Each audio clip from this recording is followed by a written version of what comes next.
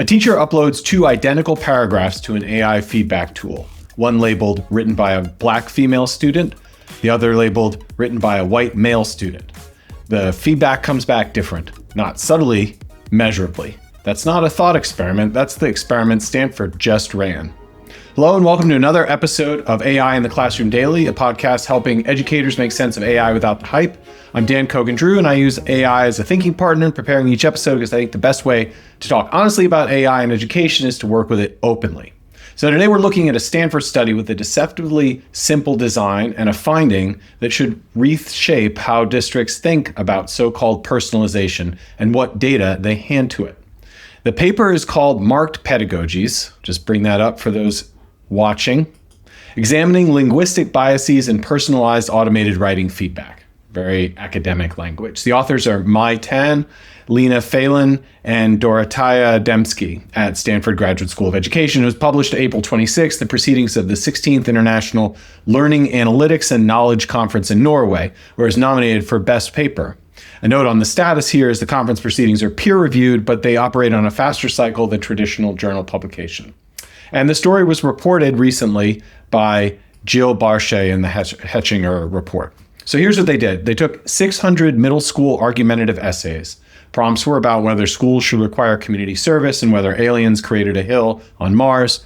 They fed each essay into 4 different AI models and asked for writing feedback. Then they submitted each essay 12 more times, this time attaching a description of the student who supposedly wrote it. Black or white, male or female, highly motivated or unmotivated, with or without a learning disability, English learner or not.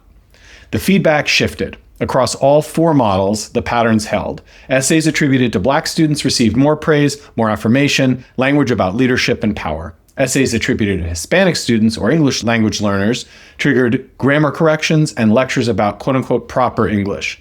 Essays attributed to white students got feedback on argument structure, evidence, and clarity, the substance of the writing.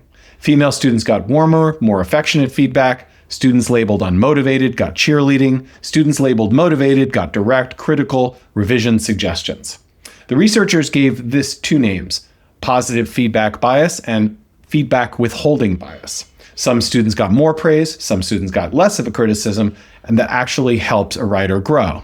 Now, this isn't the same as the finding in the MIT chatbot bias study we covered earlier in this season. That one showed AI being condescending or dismissive to vulnerable users, patronizing tone, mocking dialect. That kind of bias is recognizably bad. Educators see that one coming. This study is harder, and the bias arrives wrapped in encouragement. Your personal story is powerful, it says. That sounds like culturally responsive teaching. It sounds like the thing that we say that we want.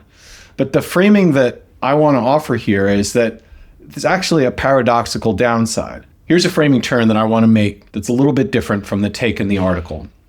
For the last several decades, ed tech has run on an assumption that the more the system knows about the student, the better it can personalize. Adaptive platforms, learning management systems, IEP tracking tools, they all rest on the idea that a richer profile will produce better instruction. You round out the data, you sharpen the targeting. This study suggests the opposite logic in at least this one important case. When the model has demographic information, it doesn't always personalize. Sometimes it's stereotypes. It softens criticism for students that has been trained by patterns in human language to handle gently, and the cost of that softening is borne directly by the student. Tanya Baker at the National Writing Project named this exactly in the article when she heard the study presented. She worried that Black and Hispanic students might not be pushed to learn to write better. The first thing worth saying here is that not every AI tool asks for this information. I want to be careful here because I work on Newsella Writing, which is an AI writing feedback product, part of why this article and this research is so interesting to me. Newsella Writing does not ask for or use the student's race, gender, motivation level, or English language learner status when it generates feedback. It works from the writing and the rubric.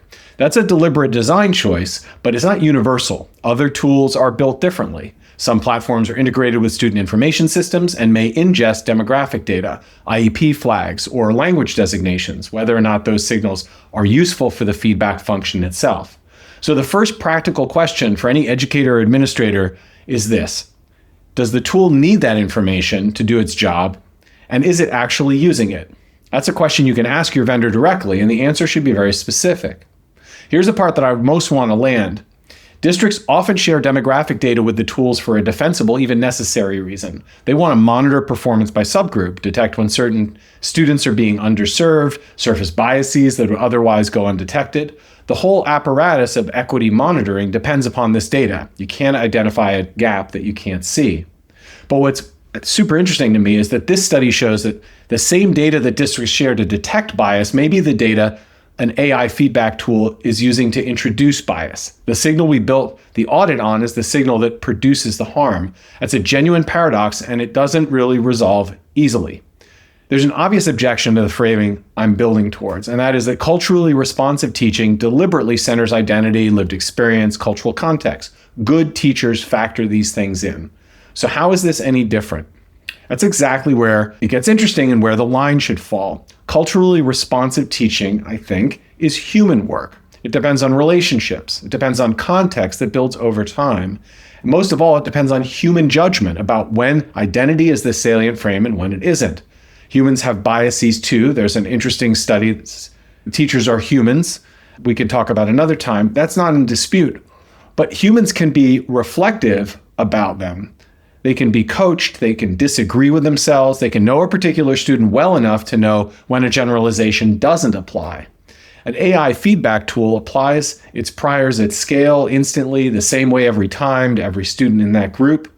That's not culturally responsive teaching, that's automated stereotyping with a warm voice. As we were saying in an earlier episode, teaching is not a decision tree, and we cannot trust the AI to make this kind of judgment. The evidence in the study is that it doesn't make that kind of judgment.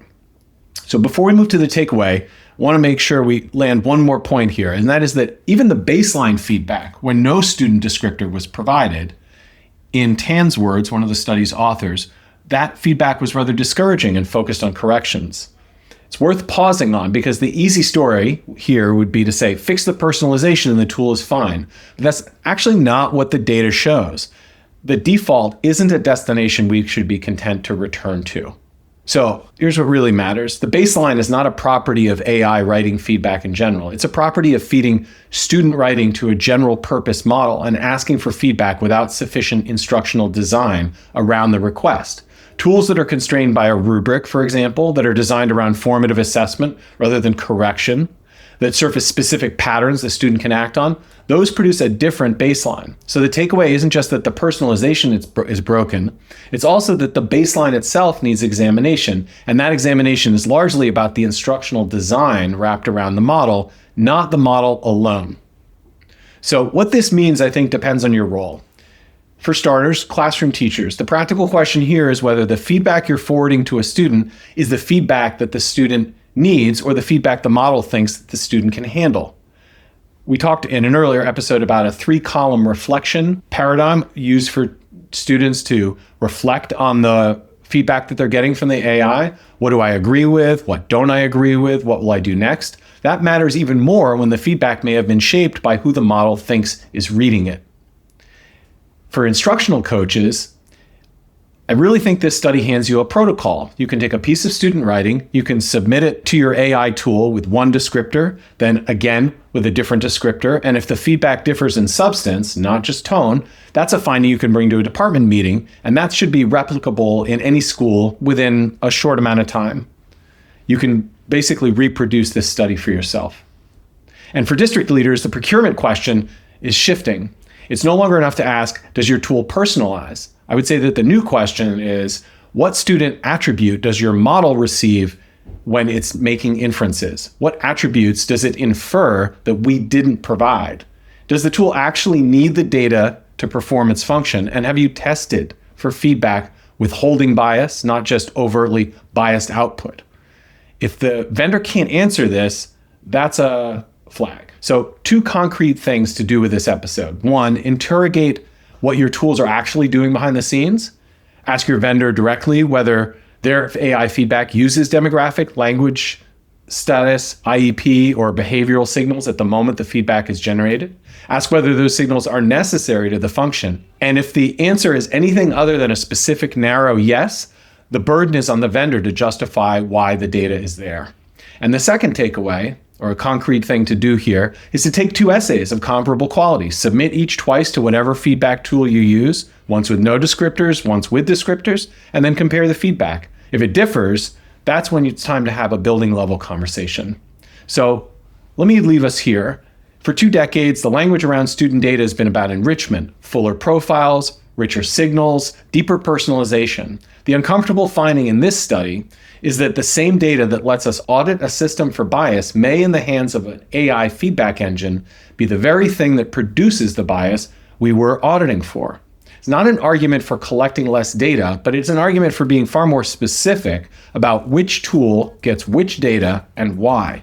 The protective move is not always more context. Sometimes it's informational restraint at the point of use and reserving the work of culturally responsive teaching for the humans who can actually do it. That's today's episode. Thanks for listening. We'll talk again tomorrow.